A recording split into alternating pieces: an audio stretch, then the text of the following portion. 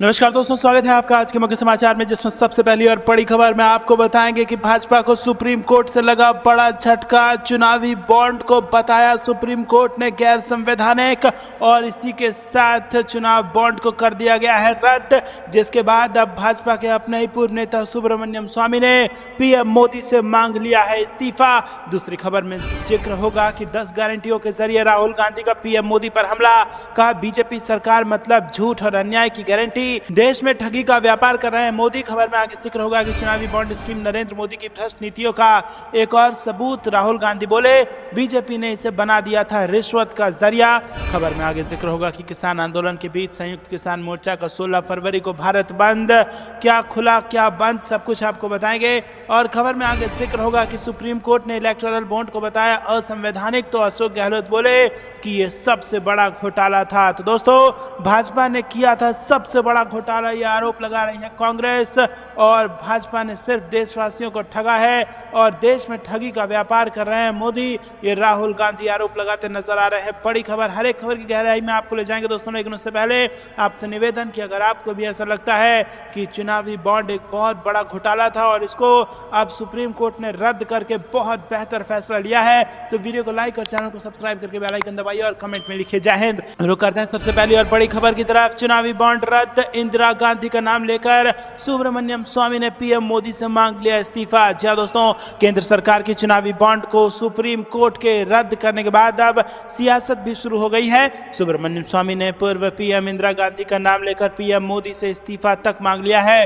स्वामी ने तो एक्स पर लिखे अपने पोस्ट में तो इस योजना को एक घोटाला तक बता दिया और सुप्रीम कोर्ट ने इलेक्टोरल बॉन्ड स्कीम को असंवैधानिक करार देते हुए इसे रद्द कर दिया है। शीर्ष अदालत ने साथ ही साथ पिछले 5 सालों के चंदे का हिसाब किताब भी मांग लिया है। जी हां दोस्तों, बेहद बड़ी खबर आ रही है। यहाँ पर निर्वाचन आयोग को बताना होगा कि पिछले 5 साल में किस पार्टी को किसने कितना चंदा दिया है, और सुप्रीम कोर्ट ने कहा है कि वो स्टेट बैंक ऑफ इंडिया से पूरी जानकारी जुटाकर इसे अपनी वेबसाइट पर साझा करे। तो दोस्तों, अब पता चल जाएगा कि आखिरकार ये सरकार जो हम दो और हमारे दो की सरकार कांग्रेस पार्टी कहते आई थी, तो वो कौन 2 लोग हैं जो सरकार चला रहे थे और किन के चंदा से जो है वो सरकार चल रही थी। ये सब बातों का अब खुलासा होगा, क्योंकि सुप्रीम कोर्ट ने साफ साफ कह दिया है कि स्टेट बैंक ऑफ इंडिया से पूरे 5 साल का डाटा जुटाइए कि कहां से कितना पैसा किसको आया और उसको वेबसाइट पर पब्लिक कीजिए। जी हां दोस्तों, अब यहां पर जानने सूचना के अधिकार के तहत हमको ये इंफॉर्मेशन मिल सकेगी।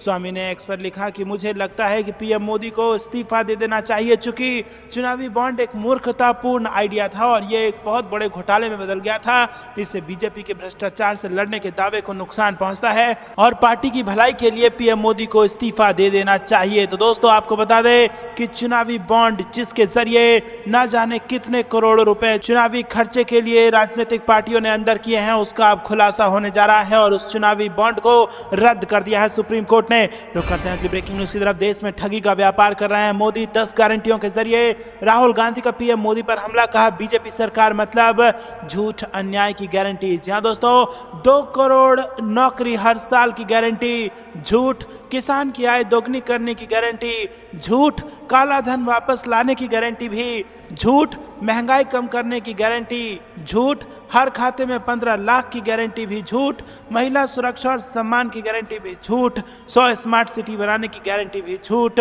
रुपए को मजबूत करने की गारंटी झूठ, चीन को लाल आंख दिखाने की गारंटी झूठ, और ना खाऊंगा ना खाने दूंगा की गारंटी झूठ। ये ऐसे झूठ हैं जिसको लेकर अब कांग्रेस पार्टी ने बीजेपी को घेर लिया है। अबू धाबी में मोदी सरकार की गारंटी वाले संबोधन पर कांग्रेस नेता राहुल गांधी ने जमकर निशाना साधा है और राहुल गांधी ने कहा कि मोदी जी, नई गारंटियों से पहले पुरानी गारंटियों का हिसाब करो। राहुल गांधी ने कहा कि 10 सालों में झूठ के सपनों का बाइस्कोप लेकर घूम रहे प्रधानमंत्री देश में ठगी का व्यापार कर रहे हैं। बीजेपी सरकार मतलब झूठ और अन्याय की गारंटी, देश के सपनों के साथ न्याय कांग्रेस करेगी। राहुल गांधी ने कहा कि मोदी जी नई गारंटियों की बात करते हैं, लेकिन उससे पहले वो पुरानी गारंटियों का तो हिसाब करें। पीएम मोदी के 10 साल अन्याय काल के रहे हैं, उन्होंने देश के लोगों को बस झूठ कहा है। राहुल गांधी ने पॉइंटर्स के जरिए 10 झूठ की तरफ इशारा किया है और प्रधानमंत्री मोदी से कहा है कि अब नए वादे, नई गारंटी देने से पहले पुरानी गारंटी का हिसाब होना चाहिए। आपको क्या कुछ लगता है कि आप भी राहुल गांधी का खुलकर समर्थन करते हैं? तो वीडियो को लाइक करके समर्थन दर्ज कराइए और चैनल को सब्सक्राइब करके बेल आइकन दबाकर कमेंट में लिखे जय हिंद। रुक करते हैं अगली ब्रेकिंग न्यूज की तरफ। चुनावी बॉन्ड स्कीम नरेंद्र मोदी की भ्रष्ट नीतियों का एक और सबूत, बोले राहुल गांधी। बीजेपी ने इसे बना दिया था रिश्वत का जरिया। जी हां दोस्तों, सुप्रीम कोर्ट ने चुनावी बॉन्ड स्कीम को रद्द करने का आदेश दिया है। मामले पर राजनीतिक प्रतिक्रियाएं भी आने लगी हैं और विपक्षी दल भारतीय जनता पार्टी के नेतृत्व वाली केंद्र सरकार पर हमला भी कर रहे हैं। इसी क्रम में कांग्रेस नेता राहुल गांधी के साथ साथ अन्य नेताओं ने गुरुवार को प्रधानमंत्री नरेंद्र मोदी पर निशाना साधते हुए आरोप लगाया कि योजना रिश्वत और कमीशन का माध्यम थी। कांग्रेस के पूर्व अध्यक्ष और वायनाड से सांसद राहुल गांधी ने चुनावी बॉन्ड स्कीम को लेकर सोशल मीडिया मंच एक्स पर एक पोस्ट के जरिए कहा कि नरेंद्र मोदी की भ्रष्ट नीतियों का एक और सबूत आपके सामने है। बीजेपी ने इलेक्टोरल बॉन्ड को रिश्वत और कमीशन लेने का माध्यम बना दिया था और इस बात पर मुहर अब लग गई है। वहीं दोस्तों, राहुल गांधी के अलावा कांग्रेस नेता रणदीप सिंह सुरजेवाला ने कहा कि कांग्रेस ने हमेशा से कहा था इलेक्टोरल बॉन्ड खारिज किया जाना चाहिए, ये बीजेपी का स्कैम था। इलेक्टोरल बॉन्ड पर पीएम, वित्त मंत्री और जेपी नड्डा को जवाब देना चाहिए। रुक करते हैं अगली ब्रेकिंग न्यूज की तरफ। किसान आंदोलन के बीच संयुक्त किसान मोर्चा का 16 फरवरी को भारत बंद। क्या खुला, क्या रहेगा बंद, आपको बता दें दोस्तों कि किसान आंदोलन के बीच भारतीय किसान यूनियन ने मजदूर यूनियनों के साथ मिलकर 16 फरवरी को भारत बंद का ऐलान किया है। भारतीय किसान यूनियन के बंद भारतीय किसान यूनियन गुट का भी समर्थन है और भारतीय किसान यूनियन संयुक्त किसान मोर्चा के साथ जुड़ा हुआ है और केंद्र सरकार की तरफ से पहले किसान आंदोलन के समय किए गए वादों को पूरा नहीं करने पर यह बंद बुलाया गया है। दोस्तों, संयुक्त किसान मोर्चा के अनुसार भारत बंद सुबह 6 बजे से शुरू होकर शाम 4 बजे तक चलेगा और किसानों का कहना है कि भारत बंद के दौरान ग्रामीण क्षेत्र में ट्रांसपोर्ट, प्राइवेट दफ्तर, गांव की दुकानों के साथ ही कृषि गतिविधियों और मनरेगा के तहत काम भी बंद रहेगा और इसके साथ ही ग्रामीण इलाकों में इंडस्ट्रियल एक्टिविटी को भी बंद रखा जाएगा। और किसान संगठनों का कहना है कि बंद के दौरान एम्बुलेंस, शादी वाले वाहन, परीक्षा देने जा रहे छात्रों, मेडिकल दुकानें प्रभावित नहीं होंगी। रुक करते हैं अगली ब्रेकिंग न्यूज की तरफ। सुप्रीम कोर्ट ने इलेक्टोरल बॉन्ड को बताया संवैधानिक, तो अशोक गहलोत बोले कि यह सबसे बड़ा घोटाला था। जी हां दोस्तों, सुप्रीम कोर्ट ने इलेक्टोरल बॉन्ड को संवैधानिक करार दिया और इसे रद्द कर दिया है और इस फैसले का गुरुवार को राजस्थान के पूर्व मुख्यमंत्री और कांग्रेस के वरिष्ठ नेता अशोक गहलोत ने स्वागत किया। उन्होंने कहा कि इलेक्टोरल बॉन्ड ने भ्रष्टाचार को बढ़ाने का काम किया। गहलोत ने कहा कि इलेक्टोरल बॉन्ड को असंवैधानिक ठहराने का सुप्रीम कोर्ट का फैसला ऐतिहासिक एवं स्वागत योग्य है। इसने राजनीतिक चंदे की पारदर्शिता को खत्म किया और सत्ताधारी पार्टी बीजेपी को सीधे लाभ पहुंचाया। उन्होंने कहा कि मैंने बार बार कहा कि इलेक्टोरल बॉन्ड आजाद भारत का सबसे बड़े घोटाले में से एक है। सुप्रीम कोर्ट के फैसले ने यह साबित कर दिया है कि इलेक्टोरल बॉन्ड एनडीए सरकार का एक बड़ा घोटाला है। उन्होंने आगे कहा कि यह फैसला देर से आया पर देश के लोकतंत्र को बचाने के लिए बेहद ही जरूरी फैसला है। सुप्रीम कोर्ट का धन्यवाद। सुप्रीम कोर्ट ने कहा कि एसबीआई सभी पार्टियों को मिले चंदे की जानकारी 6 मार्च तक चुनाव आयोग को दे। चुनाव आयोग 13 मार्च तक ये जानकारी अपनी वेबसाइट पर प्रकाशित करे। अभी जो बॉन्ड कैश नहीं हुए, राजनीतिक दल उसे बैंक को वापस कर दें। सुप्रीम कोर्ट ने कहा है कि ये संविधान के अनुच्छेद 19(1)(a) के तहत बोलने और अभिव्यक्ति की स्वतंत्रता का उल्लंघन है। सरकार ने इलेक्टोरल बॉन्ड योजना से काले धन पर रोक की दलील दी, लेकिन इस दलील से लोगों के जानने के अधिकार पर असर नहीं पड़ता है। सुप्रीम कोर्ट ने कहा कि सरकार ने दानदाता की गोपनीयता रखने को जरूरी बताया, लेकिन हम इससे आश्वस्त नहीं हैं। सुप्रीम कोर्ट ने पूछा कि क्या अनियंत्रित चंदा होना चाहिए। मतदाताओं को वो बातें जानने का अधिकार है जो उनके मतदान पर असर डालती है। तो दोस्तों, आपको बता दें कि सरकार ने दानदाता की गोपनीयता रखने को ज़रूरी बताया था। सरकार ये चाहती थी कि उनका नाम का खुलासा ना हो जो सरकार को चुनावी चंदा दे रहे हैं, लेकिन यहाँ पर सुप्रीम कोर्ट उनकी इस दलील से आश्वस्त नहीं हुआ और सुप्रीम कोर्ट ने पूछा कि क्या अनियंत्रित चंदा होना चाहिए और क्या मतदाताओं को ये जानने का अधिकार नहीं है कि उनके मतदान पर कौन सी बातें असर डाल सकती हैं। आप दोस्तों, आपको क्या कुछ लगता है कमेंट में जरूर बताइएगा। वीडियो को लाइक नहीं किया तो लाइक जरूर कीजिएगा। रुक करते हैं अगली ब्रेकिंग न्यूज की तरफ। मोदी सरकार के खिलाफ किसानों की हुंकार के बीच स्वामीनाथन की रिपोर्ट कृषि मंत्रालय की वेबसाइट से हो गया गायब। जी हाँ दोस्तों, देश के कई राज्यों के किसान एक बार फिर अपनी मांगों को लेकर दिल्ली का रुख कर रहे हैं और उनके प्रदर्शन को देखते हुए राजधानी की सीमाओं पर भारी संख्या में पुलिस और अर्धसैन्य बलों की तैनाती की गई है। दिल्ली कूच कर रहे किसानों की मांग है कि केंद्र सरकार स्वामीनाथन आयोग की सिफारिशों को जल्द लागू करे। किसान लगातार स्वामीनाथन आयोग की सिफारिशों को लागू करने की मांग कर रहे हैं। इस बीच भारत रत्न मरणोपरांत से सम्मानित स्वामीनाथन की रिपोर्ट कृषि और किसान मंत्रालय की आधिकारिक वेबसाइट से गायब हो गई है।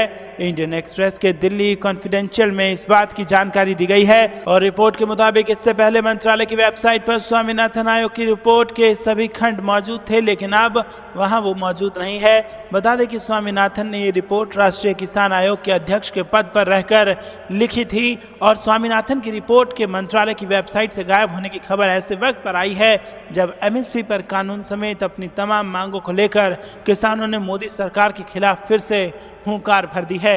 रुक करते हैं अगली ब्रेकिंग न्यूज की तरफ। चुनावी बॉन्ड पर सुप्रीम कोर्ट ने लगाई रोक। लोकसभा इलेक्शन से पहले केंद्र सरकार को बड़ा झटका। जी हां दोस्तों, लोकसभा चुनाव से करीब 2 महीने पहले सुप्रीम कोर्ट से भाजपा समेत तमाम राजनीतिक दलों को करारा झटका लगा है। शीर्ष अदालत की संवैधानिक बेंच ने चुनावी बॉन्ड की व्यवस्था को खत्म कर दिया है और इसे अप्रैल 2019 से लागू कर दिया गया था। इसके अलावा राजनीतिक दलों को आदेश दिया गया है कि चुनावी बॉन्ड से मिली फंडिंग को वापस भी करें। जी हां दोस्तों, इससे सबसे बड़ा झटका भाजपा को ही माना जा रहा है, क्योंकि इलेक्टोरल बॉन्ड से सबसे ज्यादा चंदा उसे ही मिल रहा था और अदालत ने कहा है कि चुनावी बॉन्ड पर आज से ही रोक लगाई जाती है और 12 अप्रैल 2019 से अब तक चुनावी बॉन्ड किन किन लोगों ने खरीदे और कितनी रकम लगाई, ये जानकारी स्टेट बैंक को देनी होगी। अदालत ने कहा कि जानकारी पहले स्टेट बैंक की ओर से चुनाव आयोग की दी जाएगी, फिर आयोग की ओर से जनता को ये जानकारी मिलेगी। अदालत ने कहा कि चुनावी बॉन्ड की इस तरह की खरीद से ब्लैक मनी को बढ़ावा ही मिलेगा और इससे कोई रोक नहीं लगेगी और पारदर्शिता का भी हनन होता है। तो दोस्तों, यहाँ पर आपको बता दें, ऐतिहासिक फैसला ले लिया है सुप्रीम कोर्ट ने, जिसके बाद केंद्र की मोदी सरकार को बड़ा झटका लगता नजर आ रहा है। रुक करते हैं अगली ब्रेकिंग न्यूज की तरफ। कभी भी बच सकता है लोकसभा चुनाव का बिगुल। चुनाव आयोग ने मांगे सीएपीएफ के लाखों जवान और सबसे ज्यादा पश्चिम बंगाल के लिए। जी हाँ दोस्तों, निर्वाचन आयोग ने आगामी लोकसभा चुनाव और आंध्र प्रदेश, अरुणाचल प्रदेश, उड़ीसा तथा सिक्किम में विधानसभा चुनावों के दौरान चरणबद्ध तरीके से तैनाती के लिए केंद्रीय सशस्त्र पुलिस बलों के 3.4 लाख कर्मियों की मांग की है। निर्वाचन आयोग ने सभी उपयुक्त सुविधाओं के साथ पर्याप्त संख्या में ट्रेन की व्यवस्था करने की भी मांग की है ताकि चुनाव कार्यों को पूरा करने के लिए सीएपीएफ कर्मियों को सुगमता से और समय पर एक जगह से दूसरी जगह भेजा जाना सुनिश्चित हो सके। केंद्रीय गृह मंत्री को भेजे एक पत्र में आयोग ने कहा है कि सभी राज्यों और केंद्र शासित प्रदेशों के मुख्य निर्वाचन अधिकारियों ने इलेक्ट्रॉनिक वोटिंग मशीन और स्ट्रांग रूम की सुरक्षा जैसी चुनावी ड्यूटी के लिए सीएपीएफ की तैनाती का अनुरोध किया है और पत्र में कहा गया है कि आयोग ने राज्यों के सीईओ द्वारा किए गए अनुरोध पर विचार किया और स्वतंत्र, निष्पक्ष एवं शांतिपूर्ण चुनाव सुनिश्चित करने के लिए चरणबद्ध तरीके से सभी राज्यों एवं केंद्र शासित प्रदेशों में सीएपीएफ की अधिकतम 3400 कंपनियों को तैनात करने का निर्णय लिया है। रुक करते हैं अगली ब्रेकिंग न्यूज की तरफ। एमएसपी पर किसानों से वादा खिलाफी की गई। कांग्रेस ने कहा पीएम मोदी को माफी मांगनी चाहिए। जी हाँ दोस्तों, कांग्रेस ने बुधवार को केंद्र सरकार पर न्यूनतम समर्थन मूल्य के मुद्दे पर किसानों से झूठ बोलने एवं वादा खिलाफी करने का आरोप लगाया और कहा कि इसके लिए प्रधानमंत्री मोदी को देश से माफी मांगनी चाहिए। पार्टी ने यह भी दावा किया कि सिर्फ कांग्रेस की किसान न्याय गारंटी से ही किसानों की फसल के लिए स्वामीनाथन आयोग की अनुशंसा के मुताबिक एमएसपी सुनिश्चित हो सकती है। कांग्रेस के पूर्व अध्यक्ष राहुल गांधी ने एक्स पर पोस्ट किया कि मोदी, उनका प्रचार तंत्र और मित्र मीडिया गरीबों और किसानों के दुश्मन हैं और जब बात भारत बनाने वालों के हित की आती है तो सरकारी विशेषज्ञों को बजट की चिंता सताने लगती है, पर बात बजट की नहीं नियत की है। उन्होंने दावा किया कि उद्योगपति मित्रों के लाखों करोड़ों के ऋण और कर माफ कर चुप, उन्हें जल, जंगल और जमीन भेंट किए जाने पर चुप, सार्वजनिक उपक्रमों को औने पौने दाम पर बेचे जाने पर चुप, पर किसानों को एमएसपी की गारंटी, गृह लक्ष्मियों को सम्मान और अग्निवीरों को पेंशन देने की बात पर सवाल ही सवाल। रुक करते हैं अगली ब्रेकिंग न्यूज की तरफ। पीसीसी चीफ का बड़ा बयान, कहा विश्वास नहीं हो रहा, मुख्यमंत्री को कोई रिमोट बना सकता है। सपा प्रमुख बोले सीएम मोहन की डोर किसी और के हाथ में। जी हाँ दोस्तों, आपको बता दें कि सीएम डॉक्टर मोहन यादव मंगलवार को यूपी के आजमगढ़ में सपा सुप्रीमो अखिलेश यादव के गढ़ में थे। सीएम मोहन ने आजमगढ़ क्लस्टर के अंतर्गत आने वाली 5 लोकसभा सीटों के बीजेपी कार्यकर्ताओं की बैठक लेने वो पहुंचे थे और इसी दौरान मीडिया से चर्चा के पहले यूपी बीजेपी के अध्यक्ष भूपेंद्र सिंह चौधरी से बात करते हुए उनका वीडियो सामने आया और इस वीडियो में वो यूपी बीजेपी अध्यक्ष से पूछते दिखाई दे रहे हैं कि लाइन क्या रखना है। तो दोस्तों यहाँ पर रिमोट कंट्रोल की तरह काम करते नजर आए मोहन यादव, जिसके बाद सपा प्रमुख ने इसको लेकर बड़ा बयान दे दिया। रुक करते हैं अगली ब्रेकिंग न्यूज की तरफ, जिसमें आपको बता दें दोस्तों कि इलेक्शन में 100% वीवीपैट मिलान की इजाजत न देना, मतदाताओं के साथ छल, कांग्रेस ने किया अनुरोध। जी दोस्तों, आपको बता दें कि कांग्रेस ने चुनाव प्रक्रिया में पारदर्शिता सुनिश्चित करने पर जोर देते हुए बुधवार को कहा कि वोटर वेरीफाइबल पेपर ऑडिट पर्चियों के 100% मिलान की अनुमति नहीं देना मतदाताओं के साथ अन्याय है। पार्टी महासचिव जयराम रमेश ने सोशल मीडिया मंच पर कहा कि विपक्षी गठबंधन Indian national developmental inclusive alliance की घटक दलों की ये मांग कर रही है कि वीवीपैट पर्चियों के मिलान को बढ़ाकर 100% किया जाए। रमेश ने कहा कि 8 अप्रैल 2019 को सुप्रीम कोर्ट ने निर्वाचन आयोग से वीवीपैट पर्ची मिलान वाले चुनाव बूथों की संख्या बढ़ाने का अनुरोध किया था। उन्होंने अदालती मामलों का उल्लेख करते हुए कहा कि मामला एन चंद्रबाबू नायडू बनाम भारत संघ है। रुक करते हैं अगली ब्रेकिंग न्यूज की तरफ। हरियाणा सरकार ने शंभू बॉर्डर पर की आंदोलन को कुचलने की तैयारी, किसानों ने दिखाए सबूत, लगाए गंभीर आरोप। जी हाँ दोस्तों, पंजाब और हरियाणा के किसान शंभू बॉर्डर पर दिल्ली मार्च के लिए अड़े हुए हैं। वहीं सुरक्षा बल किसानों के ऊपर आंसू गैस के गोले दागकर उन्हें आगे बढ़ने नहीं दे रहे हैं और किसान और जवान आमने सामने हैं। इस बीच किसान संगठनों और सरकार के बीच फिर वार्ता होने वाली है। इससे पहले चंडीगढ़ में हुई वार्ता बेनतीजा रही थी और इन सब के बीच किसानों ने हरियाणा सरकार पर गंभीर आरोप लगाए हैं। हरियाणा के मुख्यमंत्री मनोहर लाल की सरकार ताकत के दम पर किसानों के आंदोलन को कुचल देना चाहती है। सरकार की मंशा पर शक करने की कई वजहें हैं। शंभू बॉर्डर पर सिर्फ आंसू गैस के गोले नहीं बल्कि SLR यानी कि सेल्फ लोडिंग राइफल से भी फायरिंग की गई है। किसान SLR की खाली कारतूस दिखाते हुए ये दावा कर रहे हैं।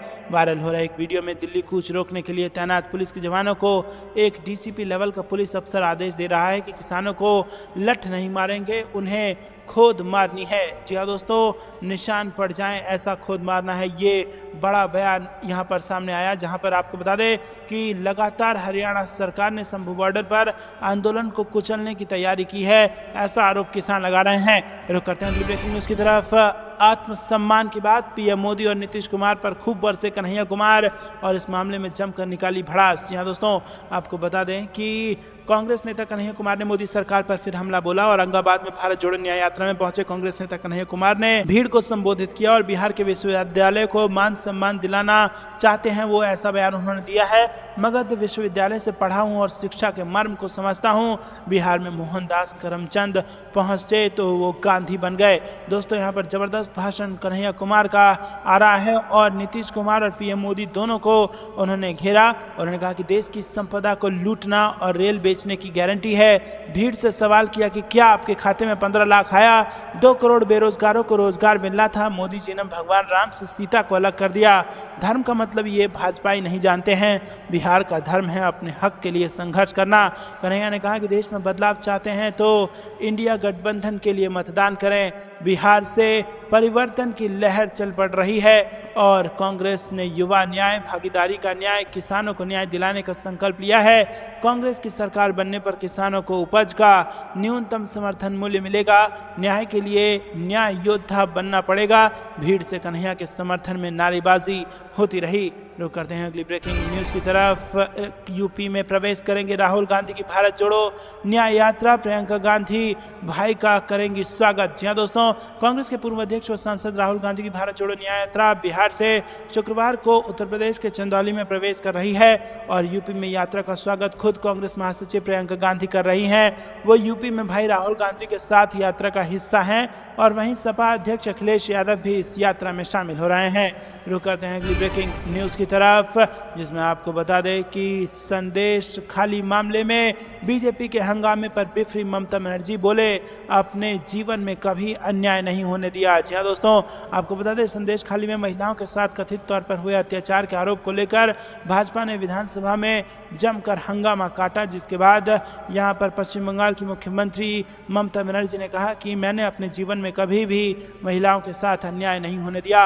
रुक करते हैं अगली ब्रेकिंग न्यूज तरफ। दिल्ली विधानसभा में जी के अभिभाषण पर बीजेपी का हंगामा, मार्शलों ने 2 विधायकों को किया बाहर। जी हां दोस्तों, विधानसभा में जैसे ही एलजी ने अपना अभिभाषण शुरू किया वैसे ही भाजपा विधायकों ने हंगामा शुरू कर दिया। हंगामे को देखते हुए 2 विधायकों अजय महावत और विजेंद्र गुप्ता को मार्शल आउट कर दिया गया है।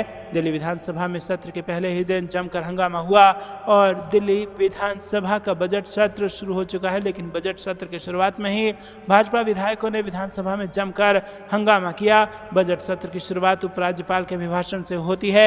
विधानसभा में जैसे ही एलजी ने अपना अभिभाषण शुरू किया वैसे ही भाजपा विधायकों ने हंगामा शुरू कर दिया।